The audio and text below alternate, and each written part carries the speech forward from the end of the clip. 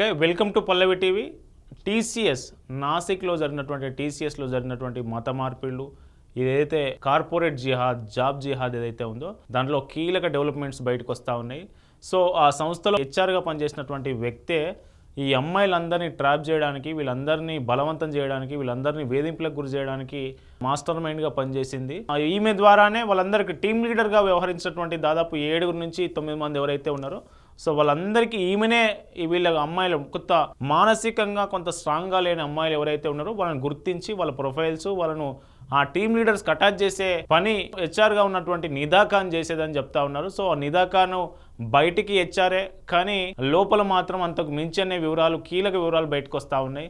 చూద్దాం దానికి సంబంధించి. సో ఈమెనే హెచ్ఆర్, టీసీఎస్లో హెచ్ఆర్గా పనిచేస్తుంది, నిదా ఖాన్ పేరు. సో హెచ్ఆర్గా పనిచేస్తుంది కాబట్టి రిక్రూటింగ్ టైంలో ఆ ప్రొఫైల్ మొత్తం వాళ్ళకు సంబంధించిన ప్రొఫైల్, వాళ్ళతో మాట్లాడడం, సో వీళ్ళు బేసిక్గా మెంటల్గా స్ట్రాంగ్ ఉన్నారా లేదా, వీళ్ళ లూప్ హోల్స్ ఏంటి, వీళ్ళ వీక్నెసెస్ ఏంటి, వీళ్ళు ఎక్కడ స్ట్రాంగ్ ఉన్నారు, ఎక్కడ వీక్ ఉన్నారు అనేది వివరాలు తీసుకొని వీళ్ళ ప్రొఫైల్స్ అన్నీ, ఎవరైతే ఎంప్లాయీస్ ఉంటారో వాళ్ళ ప్రొఫైల్స్ అన్నీ టీమ్ లీడర్గా ఉన్నటువంటి ముస్లిం యువకులు ఉన్నారు కదా, వాళ్ళ దగ్గరికి పంపించే పని ఈమె చేసేదట. సో ఈమె ఆ యువకులను, టీమ్ లీడర్గా ఉన్నటువంటి యువకుల్ని మహిళా పోలీసులు రెడ్ హ్యాండెడ్గా దాదాపు 40 రోజుల ఆపరేషన్ చేపట్టారు. 40 డేస్ ఆపరేషన్లో భాగంగా ఉమెన్ పోలీస్ ఆఫీసర్సే ఎంప్లాయీస్గా, సాఫ్ట్వేర్ ఎంప్లాయీస్గా లోపలికి పోయి, సో వాళ్ళ ప్రొఫైల్ అన్ని ఇచ్చి వాళ్ళు పోయిన తర్వాత వాళ్ళని రెడ్ హ్యాండెడ్గా పట్టుకున్నారు. వీళ్ళ పట్ల లైంగికంగా వేధింపులకు గురి చేస్తున్న సందర్భంలో రెడ్ హ్యాండెడ్గా పట్టుకొని అన్ని ఆధారాలతో, CCTV ఫుటేజ్ కావచ్చు, వాట్సాప్ చాటింగ్స్ కావచ్చు, వాట్సాప్ ప్రొఫైల్స్ కావచ్చు, సో ఇవన్నీ ఆధారాలతో నిందితులను అరెస్ట్ చేశారు కదా. ఎప్పుడైతే నిందితులు దొరికిపోయారన్న సమాచారం వచ్చిందో నిదా ఖాన్ ఉడాయించింది, అక్కడి నుంచి ఉడాయించింది, పరారైంది. ఇప్పటి వరకు ఈమె అడ్రస్ లేదు. సో ఈమె బయటికి మాత్రమే హెచ్ఆర్, ఆ ముస్లిం యువకులకు సపోర్ట్ చేసిన హెచ్ఆర్గా బయట ప్రపంచానికి కనిపిస్తుంది కదా. అంతకు మించి ఈమె బ్యాక్గ్రౌండ్ ఉంది. అంతకు మించి అంటే టెర్రరిస్ట్ ఆర్గనైజేషన్తో జైషే మహమ్మద్కు మహిళా వింగ్ లీడర్, మనకు రెడ్ ఫోర్ట్ ఎర్రకోట దగ్గర ఒక బాంబ్ బ్లాస్ట్ జరిగింది కదా. సో లాస్ట్ ఇయర్ ఆ బాంబ్ బ్లాస్ట్కి సంబంధించినటువంటి కేసులో కీలక నిందితురాలుగా ఉన్నాడు. జైషే మహమ్మద్ మహిళా వింగ్ ఏదైతే మనకు దాని ఏమంటారు, వైట్ కాలర్ టెర్రరిజం ఉంటుంది కదా, వైట్ కాలర్ టెర్రరిజం వింగ్కు మహిళా చీఫ్ ఎవరైతే ఉన్నారో మీకు వివరాలు చూపిస్తాం. ఎస్, ఈమె తెలుసు కదా, ఈమె పేరు షాహీన్ షాహిద్. ఈమె ఢిల్లీలో కారు బాంబు బ్లాస్ట్ ఏదైతే జరిగిందో ఎర్రకోట సమీపంలో, సో బాంబు బ్లాస్ట్కి సంబంధించి మీ కీలక నిందితురాలు. Jaish e Mohammed white collar terrorism ఏదైతే వింగ్ ఉంటుందో దానికి చీఫ్గా పనిచేస్తుంది. సో ఈ షాహీన్ షాహిద్తో నిదా ఖాన్కు ప్రత్యక్ష సంబంధాలు ఉన్నాయి, వీళ్ళిద్దరూ కలిసే పనిచేస్తూ ఉన్నారనే సంచలన వాస్తవాలు బయటకు వస్తూ ఉన్నాయి.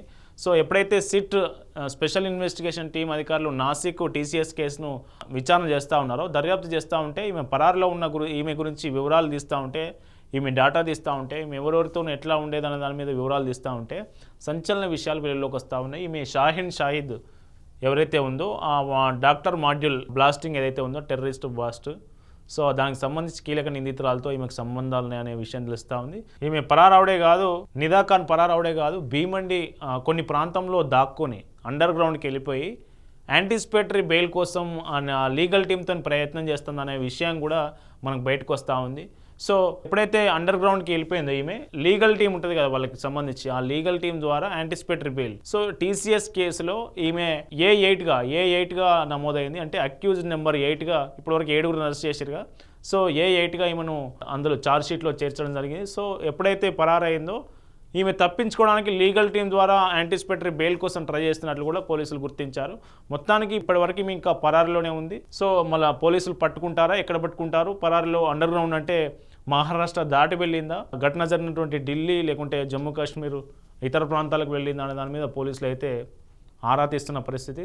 సో బయటకు కనిపించే హెచ్ఆర్ మేనేజర్ కాకపోవచ్చు నిదా ఖాన్ లాగా. సో ఈ గ్రూమింగ్ కార్పొరేటివ్ టీమ్ లీడర్లకు అమ్మాయిలను ఎరగా అంటే వాళ్ళకి అప్పగిస్తూ వీళ్ళని చూసుకుంటూ హిందూ అమ్మాయిలు ఎవరైతే ఉన్నారో వాళ్ళకు రంజాన్ సమయంలో ఇఫ్తార్ విందులు ఇవ్వడం, లేకుంటే ఏదైనా అకేషన్ తీసుకుపోవడం, సో ఇట్లా రకరకాలుగా ప్రలోభాలకు గురిపెట్టి వాళ్ళని మతం మార్చే ప్రయత్నం చేసినట్లుగా పోలీసుల విచారణలో తెలుస్తూ ఉంది. సో వాళ్ళందరినీ అటువైపు మళ్లించడంలో ఈమె కీలక పాత్ర పోషించింది. సో అందుకే ఈమెను వీళ్ళందరూ కోడ్ నేమ్లో ఎవరైతే 7గురు అరెస్ట్ అయ్యారు కదా టీమ్ లీడర్గా ఉన్నటువంటి ముస్లిం యువకులు, వీళ్ళందరూ ఈమెను ఏమని పిలిచేవారంటే lady D for Dawood Ibrahim. So lady Dawood ఇబ్రహీంగా ఈమెను పిలుచుకునేవారు అనేది వీళ్ళ కోడ్ లాంగ్వేజ్లో తెలుస్తూ ఉంది. వీళ్ళకున్న సపరేట్ వాట్సాప్ గ్రూప్ ఏదైతే ఉందో, ఇప్పుడు ఆల్రెడీ 7 అరెస్ట్ చేశారు కదా, ఆ 7 వాట్సాప్ డాటా కావచ్చు, కాల్ డాటా కావచ్చు, అవన్నీ వివరాలు చూస్తుంటే పోలీసులకు విస్తుపోయే విషయాలు బయటకు వస్తూ ఉన్నాయి. లేడీ డి అట ఈమె, Nida Khan lady D. Lady అంటే D for Dawood Ibrahim. Dawood Ibrahim lady సింహం అంటాం మనం, అట్లా లేడీ దావుద్ ఇబ్రహీం అట నిదా ఖాన్ ఇప్పటి వరకు ఎక్కడ ఉందో ఎవరికి ఆచూకీ దొరకలేదు. సో ఈమెకు ఏ జైషే మహమ్మద్ కావచ్చు, ఇంకే టెర్రర్ లింక్తో ఎట్లాంటి టెర్రర్ సంస్థలతో ఎట్లాంటి లింక్స్ ఉన్నాయి అనేది పోలీసులు విచారణ చేపడతా ఉన్నారు. సో దీనికి సంబంధించినటువంటి మరిన్ని డెవలప్మెంట్స్ అవకాశాలతో నెక్స్ట్ వీడియోలో కలుద్దాం. Thank you. చూస్తూనే ఉండండి పల్లవి టీవీ.